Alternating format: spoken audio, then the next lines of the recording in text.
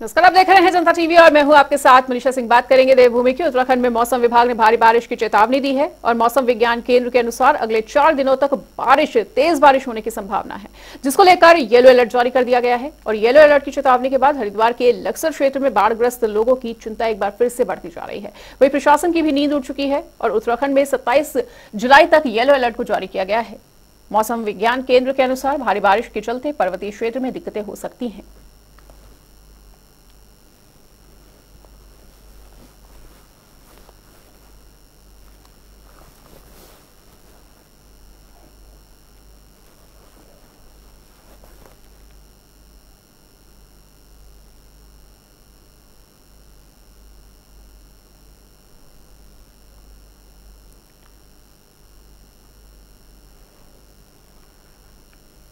तो उत्तराखंड में भारी बारिश की चेतावनी जारी की गई है और 27 जुलाई तक येलो अलर्ट जारी किया गया है। उधर सीएम पुष्कर सिंह धामी ने कारगिल विजय दिवस के मौके पर कहा कि मैं उन बहादुर सैनिकों को नमन करता हूं जिन्होंने भारत के लिए अपने प्राणों को न्यौछावर कर दिया था। युद्ध के दौरान अटल जी प्रधानमंत्री थे और ऐसा तब पहली बार युद्ध हुआ जिसमें सेना ने आमने सामने आने के साथ ही साथ युद्ध के मैदान में भी जीत हासिल की। आज कारगिल विजय दिवस के अवसर पर मैं भारत माता के उन वीर सपूतों को नमन करता हूं जिन्होंने भारत माता की रक्षा के लिए, हमारे देश की रक्षा के लिए अपने प्राणों का बलिदान दिया और पहली बार भारत के अंदर इतिहास रचने का काम किया। और हमारे श्रद्धेय अटल बिहारी वाजपेयी जी उस समय देश के प्रधानमंत्री थे। पहली बार देश के अंदर ऐसा युद्ध हुआ जो सेना ने युद्ध के मैदान में भी जीता और टेबल पर भी जीता।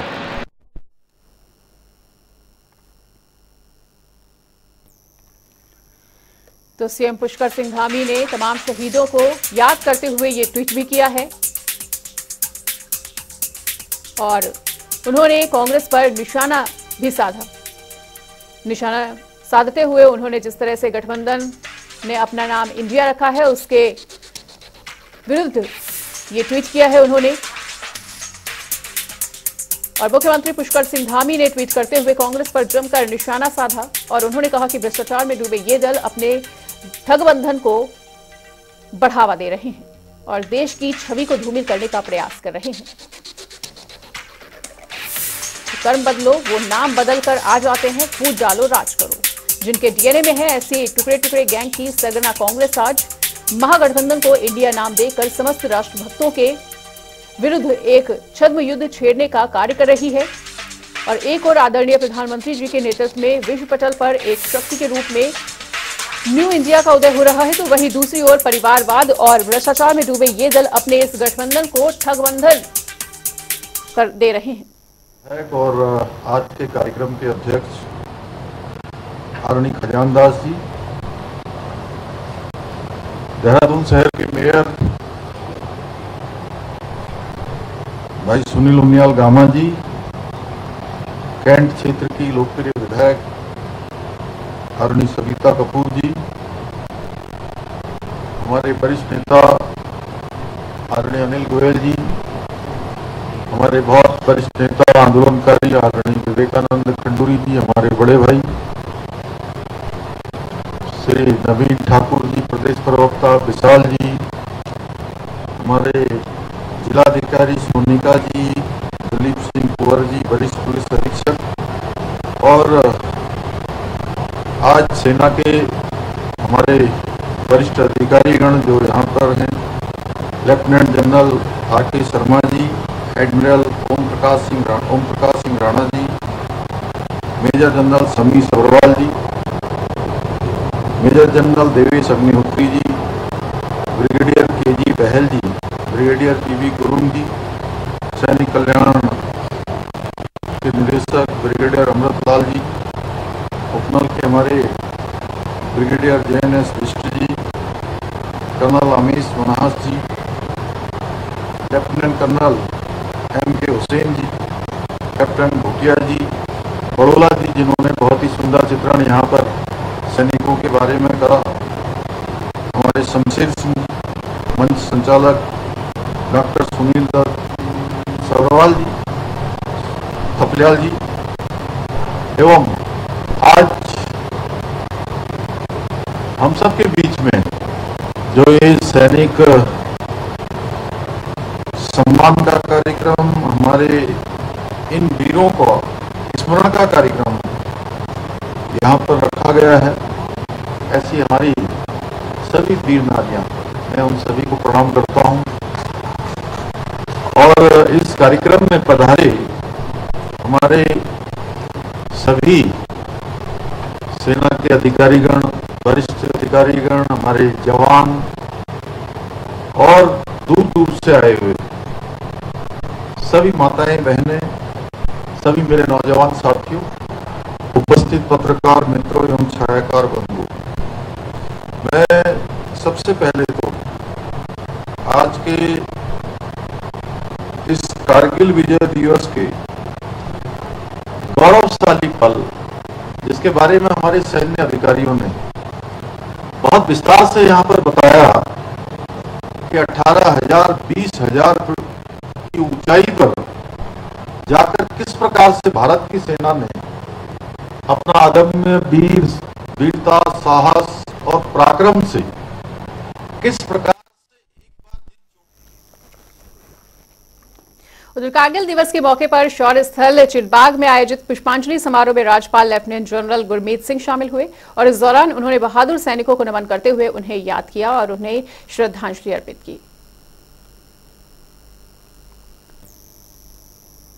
तो जैसा कि आज कारगिल विजय दिवस है और बहादुर सैनिकों को नमन करते हुए राज्यपाल इस कार्यक्रम में शामिल हुए और उन्होंने वीरों को याद करते हुए उन्हें नमन किया और श्रद्धांजलि अर्पित की।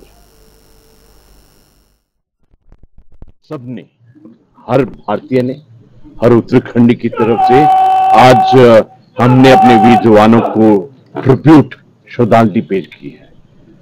आज से 24 साल पहले कारगिल में जो विजय हासिल की थी भारतीय सेना ने, अपने आप में अलग थी। आज हम सब के लिए उन 500 से ज्यादा 547 शहीदों को याद करने का दिन है। और आपको याद होगा कि 4 परमवीर चक्र और 11 महावीर चक्र, उनकी जो करेज, वेलर, डेडिकेशन, डिटर्मिनेशन की कहानी है, वो हम सबको पता होनी चाहिए। मैं आप सबसे रिक्वेस्ट करूंगा कि कारगिल युद्ध को कभी भुलाना नहीं चाहिए। जो उनकी कुर्बानी थी, जो उनका कार्य था, जो उन्होंने हमको सबक सिखाया, वो अपने आप में अलग है। उत्तराखंड के हमारे परिवार से 75 सोल्जर्स ने अपने प्राणों की आहुति दी। उधर बागेश्वर में भी आज कारगिल दिवस मनाया गया और इस मौके पर सुबह क्रॉस कंट्री, प्रभात फेरी और बाईपास मंडल सेरा से क्रॉस कंट्री दौड़ का आयोजन किया गया। तहसील परिसर में शहीद स्मारक स्थल पर जिले के सभी अधिकारियों ने शहीदों को पुष्प अर्पित करते हुए उनको याद किया और शहीदों के बलिदान को याद करते हुए वीर नारियों को भी सम्मानित किया गया। साथ ही डीएम अनुराधा पाल और जिला पंचायत अध्यक्ष बसंती देव ने कहा कि कारगिल युद्ध में जिले के 3 सैनिक शहीद हुए थे, जिनकी कुर्बानी को आज भी पूरा जिला याद करता है। जितने भी हमारे पूरे देश में जो 527 कारगिल शहीद हुए हैं, उनको मेरी भावभीनी श्रद्धांजलि, उनको मेरा प्रणाम, नमस्कार। और बाकी उनके जितने भी परिवारजन हैं, वीर नारियां हैं, उनको भगवान इतनी शक्ति दे कि वो मतलब उनका जो ग्रेट लॉस हुआ है वो उस ग्रेट लॉस से उबर पाए। और उनको मेरा सम्मान और उनको बहुत बहुत मेरा सम्मान है। भूतपूर्व सैनिक लीग और समस्त वीर जवान और वीर नारियों को सम्मान के साथ यहाँ पर कवर किया है। और आज कारगिल विजय दिवस के उपलक्ष्य में जनपद बागेश्वर में डीएम साहब की अध्यक्षता में और जिला पंचायत अध्यक्ष श्री बसंती देव जी की अध्यक्षता में यहाँ पर पूरे धूमधाम के साथ मनाया जा रहा है। प्रथम मैं कारगिल शहीदों को श्रद्धांजलि अर्पित करती हूँ। 1999 में कारगिल में युद्ध हुआ था भारत पाकिस्तान के बीच, तो उसमें 26 जुलाई को 1999 को भारत की जीत हासिल हुई। पहले तो मैं आज सभी को कारगिल विजय दिवस की बहुत बहुत शुभकामना देती हूँ, बधाई देती हूँ। और ये क्षण हमारे लिए बहुत गर्व का क्षण है। आज के दिन हमारे देश ने विजय हासिल की है कारगिल पर, और बहुत गर्व की बात है।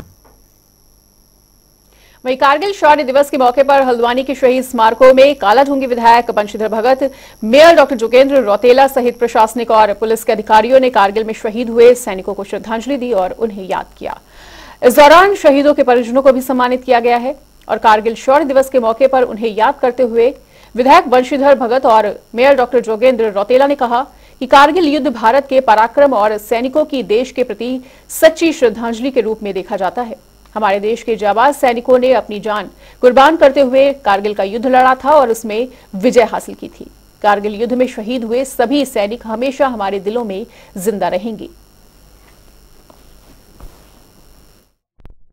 कारगिल दिवस वीरता शौर्य पराक्रम का दिवस है। मैं सर्वप्रथम कारगिल दिवस के अवसर पर सभी शहीदों का नमन करना चाहता हूं, उनको अपनी श्रद्धा सुमन अर्पित करना चाहता हूं। साथ ही उन वीरों को और वीरांगनाओं को भी मैं बहुत बहुत हृदय से उनका आभार व्यक्त करता हूं। 99 में जो है ये कारगिल का युद्ध हुआ था, तो इसमें जो है हमारे पिताजी बटालिक द्रास सेक्टर पोस्टेड थे।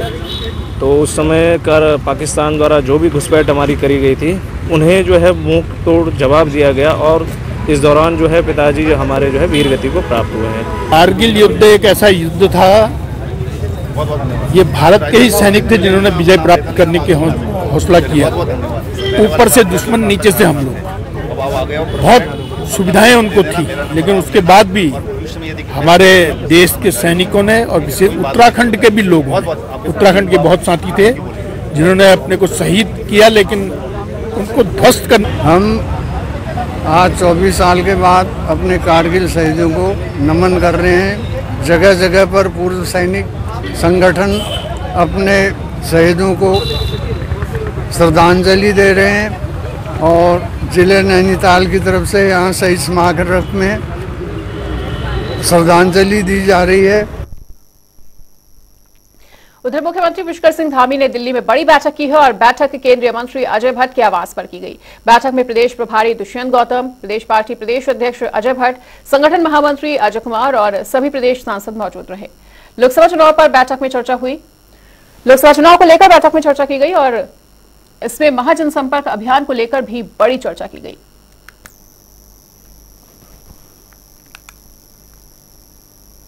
उत्तराखंड के तमाम जिलों में सरकारी संपत्तियों से अवैध अतिक्रमण को हटाने की कार्रवाई लगातार जारी है और इसी कड़ी में हरिद्वार में टोल प्लाजा के निकट स्थित भृगु आश्रम और मंदिर को हटाने की कार्रवाई की गई। बताना चाहेंगे कि इसके कारण दिल्ली देहरादून 6 लेन बनाने में परेशानी आ रही थी। देखिए एक खास रिपोर्ट।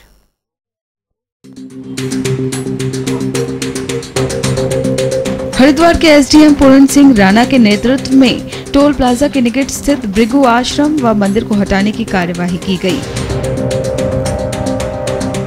मंदिर और अन्य निर्माण हटाकर ये भूमि राजमार्ग प्राधिकरण को दे दी जाएगी। इससे पूर्व एसडीएम पूर्ण सिंह राणा ने एनएचएआई के अधिकारियों के साथ स्थल का निरीक्षण कर अंतिम जायजा लिया। ये पहले 2012 में एक्वायर की गई थी जब हाईवे बन रहा था, उस समय 2011-12 के आसपास इसको अब ज़मीन भी एक्वायर की गई थी और जो पैसा था इसको सारा मुआवजा दे दिया गया था, जो कि इन्होंने उठा भी लिया था उस समय पर। तो ये आज की डेट में ये 4 से 6 लेन हो रहा है जो अपना दिल्ली हरिद्वार हाईवे बन रहा है, तो उसमें ज़मीन की ज़रूरत है, तो जो अतिक्रमण है उसको हटवाया जा रहा है। इसमें मंदिर की स्थापना तो मंदिर वाले डिसाइड करेंगे जैसे होगा, तो हम तो अपने हाईवे की ज़मीन पे वो है, तो ऐसा कोई अभी तक तो कोई ऐसा विरोध नहीं आया है। पूरा प्रशासन की तरफ से भी सपोर्ट रहा है।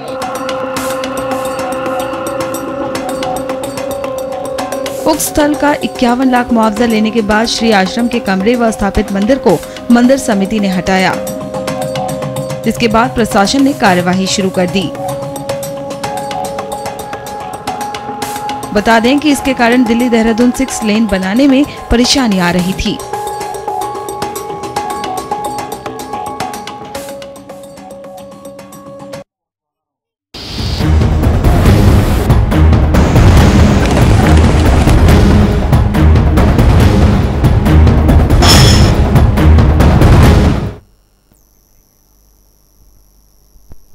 उधर देवभूमि में त्राहिमाम। जी हां, उत्तराखंड में मौसम विभाग ने भारी बारिश की चेतावनी एक बार फिर से जारी की है और मौसम विज्ञान केंद्र के अनुसार अगले 4 दिनों तक तेज बारिश की संभावना है।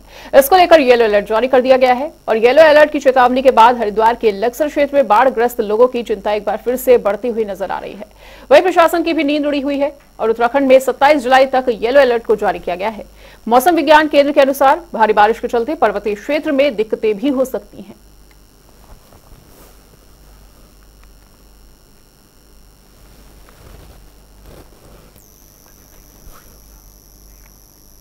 इस बीच एक बड़ी खबर का रुख कर लेते हैं। बड़ी खबर, बड़ी जानकारी आ रही है इस वक्त के सामने। बड़ा अपडेट आपको बताने जा रहे हैं। बद्रीनाथ हाईवे सुचारू करने का काम लगातार जारी है और आपको बता दें कि भारी बारिश के चलते कमेड़ा में यह हाईवे बंद था और बद्रीनाथ हाईवे का 60 मीटर हिस्सा बह गया था और इस मार्ग पर वाहनों की आवाजाही पूरी तरह से बंद है। और आपको बता दें कि दोनों तरफ से वैकल्पिक मार्ग तैयार किए जा रहे हैं, तो 2 सप्ताह के अंदर मार्ग सुचारू कर दिया जाएगा, ये बड़ा आश्वासन मिला है। और बद्रीनाथ हाईवे को सुचारू करने का काम लगातार चल रहा है। भारी बारिश के चलते कमेड़ा में हाईवे को बंद किया गया था और बद्रीनाथ हाईवे का 60 मीटर हिस्सा बह गया था, जिसके बाद इस पर आवाजाही पूरी तरह से बंद है। इस मार्ग पर वाहनों को काफी ज्यादा दिक्कतों का सामना करना पड़ रहा है। वहीं दोनों तरफ से अब वैकल्पिक मार्ग तैयार किए जा रहे हैं। 2 सप्ताह के अंदर मार्ग सुचारू हो जाएंगे और बद्रीनाथ हाईवे सुचारू करने का काम लगातार चल रहा है। तस्वीरों में देखिए कि तबाही का क्या कुछ मंजर इन तस्वीरों में कैद है और बद्रीनाथ हाईवे को सुचारू करने का फिलहाल काम जारी। इस बीच एक और बड़ी खबर का रुख कर लेते हैं। बड़ी खबर, अहम जानकारी आ रही है इस वक्त के सामने। एक और बड़ा अपडेट आपको बता दें। बड़ी खबर, बड़ा अपडेट। जोशीमठ बूंद बसाव प्रभावित क्षेत्रों में एक बार फिर से नई दरारें आ गई हैं और जोशीमठ औली सड़क पर आने लगी है नई दरारें। तो ये इस वक्त का बड़ा अपडेट हम आपको बता रहे हैं कि एक बार फिर से जोशीमठ में दरारें आती हुई नजर आ रही हैं और मनोहर बाग वार्ड में सबसे पहले दरारें आई थी। वहीं जनवरी महीने में सबसे पहले ये दरारें देखी गई और उसके बाद एक बार फिर से भूदबसाव प्रभावित क्षेत्रों में नई दरारें देखने को मिल रही हैं और जोशीमठ औली सड़क पर आने लगी हैं नई दरारें। तो मनोहर बाग वार्ड में पैदल रास्ता भी धंसने लग गया है और मनोहर बाग वार्ड में सबसे पहले आई थी दरारें। तो जोशीमठ के लोगों की चिंताएं एक बार फिर से बढ़ चुकी हैं इन दरारों को देखने के बाद और जनवरी महीने में ये दरारें देखी गई थी। दरारें काफी ज्यादा गहरी होती गई। वहीं अब एक बार फिर से जोशीमठ औली सड़क पर नई दरारें आने लगी हैं। मनोहर बाग वार्ड में सबसे पहले दरारें आई थी और जनवरी महीने में सबसे पहले इन दरारों को देखा गया था।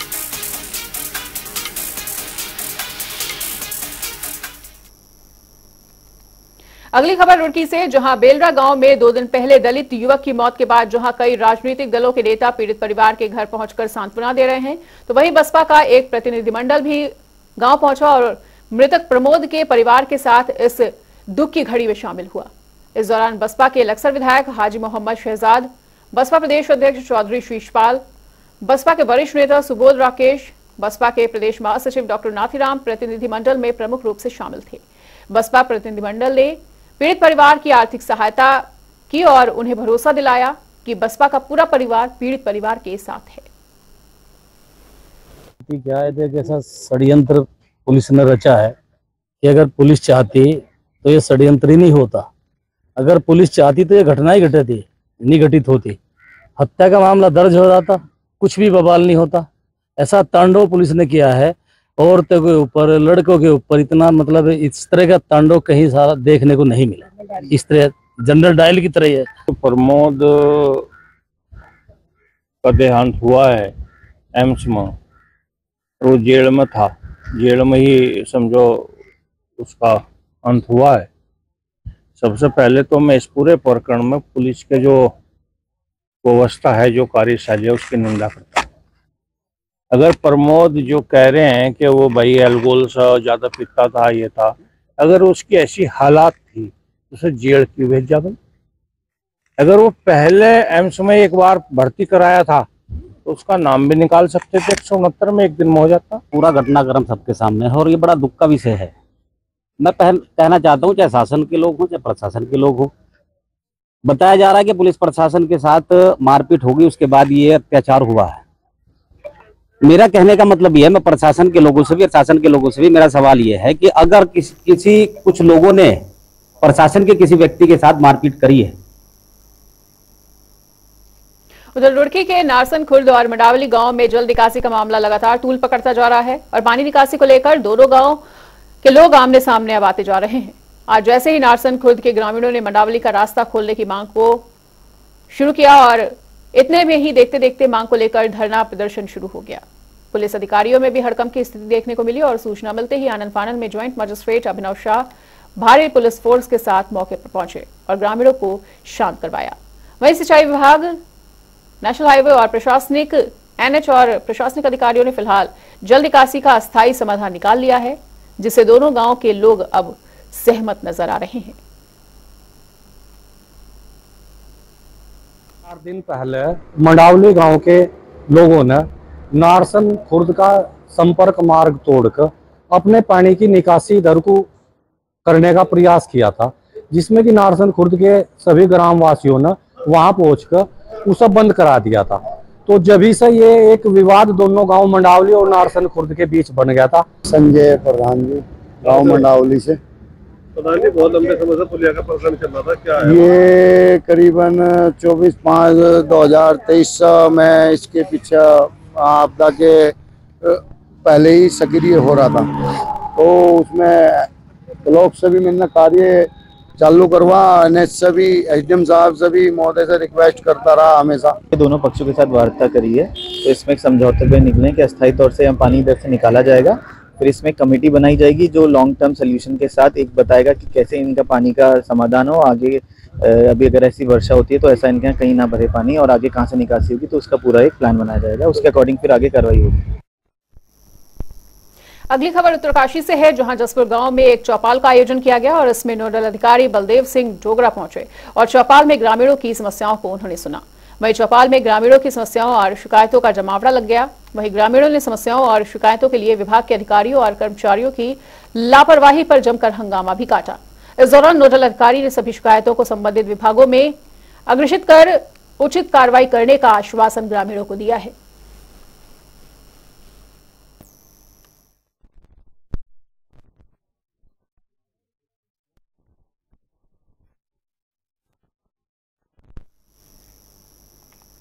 कुत्ता पालने का शौक है लेकिन नगर निगम में उसका रजिस्ट्रेशन नहीं है तो आपका 500 रुपए का चालान कट सकता है। इसके लिए देहरादून में नगर निगम टीम गठित करने जा रही है और ये टीम शहर की सोसाइटियों में जाकर छापा मारेगी और उन लोगों पर कार्रवाई करेगी जिन्होंने पालतू कुत्ते का रजिस्ट्रेशन नहीं कराया है।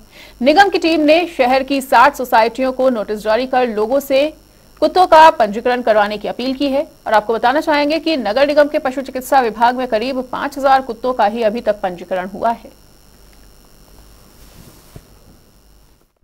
मैं शहर के सभी श्वान पशु मालिकों से यही अपील करूंगा कि केवल 200 रुपये शुल्क है, लेकिन 200 रुपये शुल्क से आपका पेट जिसे आप अपने बच्चे की तरह पालते हैं वो उसको एक नाम मिलता है, एक नंबर मिलता है, उसका पंजीकरण कराना चाहिए और आपको करा लेना उसका अनिवार्य है। उससे एक फायदा तो यह है कि आपको इस बात का ध्यान रहेगा कि आपका कुत्ता वैक्सीनेटेड है कि नहीं है। एटलीस्ट रेबीज का वैक्सीन आप उसे लगवा लेंगे, क्योंकि रजिस्ट्रेशन कराने के लिए रेबीज का वैक्सीनेशन जरूरी है। और रेबीज का वैक्सीन लगता आपके श्वान को है, लेकिन वो होता आपके लिए है और आपके समाज के लिए है। इसलिए मेरा आप सबसे निवेदन है कि आप वैक्सीनेशन करवाते हुए उसका लाइसेंस लेना सुनिश्चित करें। और फिलहाल इस के बुलेटिन में इतना ही। खबरों का सिलसिला लगातार जारी है, देखते रहिए जनता टीवी।